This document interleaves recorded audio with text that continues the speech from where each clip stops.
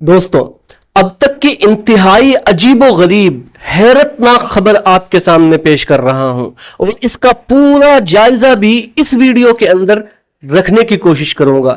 मेरे भाइयों, इसराइल के आर्मी चीफ हैरजी हैरवी को मार दिया गया है। अभी गुज़िश्ता रात इसराइल के ऊपर हिजबुल्लाह ने बड़ा शदीद किस्म का एक अटैक किया था और ये ड्रोन हमला था जिसकी जद में 60 से जायद इसराइली आईडीएफ के नौजवान आए। 60 से जायद लोग बुरी तरह शदीद तौर पर घायल हो गए, जिसमें से हिजबुल्लाह का दावा यह है कि इसराइल के आर्मी चीफ को हमने निशाना बनाया था और चीफ हैरजी हैरवी उस जगह पर मौजूद थे, जिसकी वजह से वो मारे गए हैं। यह तो हिजबुल्लाह का दावा है, मगर हमें यह देखना होगा कि इंटरनेशनल मीडिया हिजबुल्लाह के इस दावे पर क्या कह रहा है।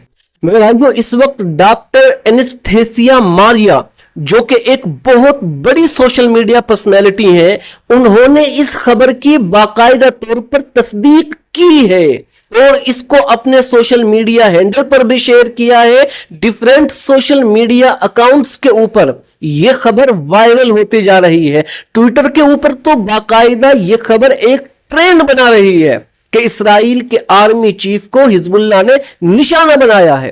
दोस्तों, हिजबुल्लाह ने जो ये नया हमला किया है ना, ये बड़ा खतरनाक था। इसीलिए अमेरिका और यूरोप वगैरह के अखबारात कह रहे हैं कि ये 7 अक्टूबर के बाद से अब तक का सबसे बड़ा हमला था।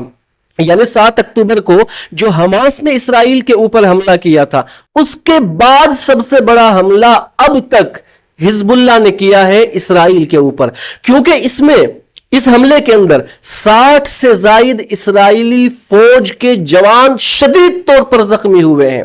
और दूसरी बात यह है इस अटैक के ताल्लुक से, वो भी हैरान करने वाली है कि इसराइल का जो ये मशहूर जमाना आयरन डोम सिस्टम है ना, वो मुकम्मल तौर पर नाकाम रहा है।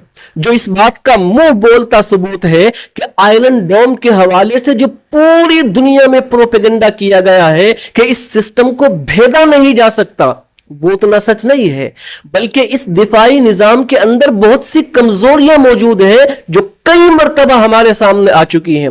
इससे पहले आप देखें 7 अक्टूबर का जो हमला था, उसमें भी आयरन डोम फैल रहा था। इसी तरीके से हम देखते हैं कि ईरान ने जो ये दूसरा वाला हमला किया था, इस हमले के अंदर तो बाकायदा तौर पर इसराइल के अहम ठिकानों को ईरान ने निशाना बनाया था और उनको बचाने से आयरन डोम नाकाम रहा। आयरन डोम बचा नहीं सका। आयरन डोम जो सिस्टम है, ईरान के दूसरे हमले में वो उस तरह से अपना इफेक्ट नहीं छोड़ पाया कि जो उसके बारे में जाना जाता है। इसी तरीके से तीसरे नंबर पर ये जो हमला हिजबुल्लाह ने किया है, इसमें भी हम देखते हैं कि इंतहाई अहम जगह पर, यानी जहां पर इसराइल के आर्मी चीफ मौजूद हों, वो कितनी अहम जगह होगी, तो ऐसी जगह पर हिजबुल्लाह ने हमला किया है और आयरन डोम सिस्टम मुकम्मल तौर पर यहां नाकाम रहा है। अब तीसरी बड़ी बात इस हमले के ताल्लुक से ये है जो मैं समझता हूं कि अब तक जो मैंने बातें बताई है ना, उससे भी ज्यादा हैरतनाक है, शॉकिंग है। और वो बात यह है कि हिजबुल्लाह को इस बात का पता आखिर कैसे चला कि यहां पर इसराइल के बड़े और सीनियर फौजी अहलकार बैठे हुए हैं। यानी आप सोच सकते हैं कि इसराइली फौज के आर्मी चीफ किसी जगह पर मीटिंग कर रहे हैं और उस जगह का पता हिजबुल्लाह के पास मौजूद है। अभी तक तो जाहिर सी बात है, पूरी दुनिया के अंदर इसराइल का जो जासूसी निजाम है, जासूस का जो सिस्टम है, उसको कहा जाता था कि वो सबसे बेहतर है और यकीनन है भी। आप देखें ना, इसराइल ने जो अपना जासूसी सिस्टम है उसको दुनिया के सामने किस तरीके से रखा है, चाहे वो पेजर धमाके हो, चाहे सैयद हसन नसरुल्लाह की शहादत हो, इसी तरीके से चाहे वो इस्माइल हानिया के ऊपर किया गया हमला हो।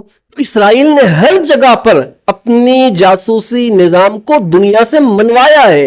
लेकिन इस मर्तबा लगता यह है कि इसराइल के जासूसी निजाम से भी एक कदम आगे बढ़कर हिजबुल्लाह ने काम किया है। और ये खबर, और जाहिर सी बात है कि इस बात से इसराइल के अंदर खलबली है कि आखिर कैसे حزب اللہ کو ایک ایسی سیکریٹ جگہ کا پتہ چل گیا کہ جہاں پر اسرائیل کا سب سے بڑا آرمی آفیسر موجود تھا، اور یہ صرف اسرائیل کے لیے ہی نہیں بلکہ جو بھی حزب اللہ، ایران اور اسی طریقے سے حماس کے مخالف گروہ ہیں ان کو چنتا میں ڈالنے والی بات ہے۔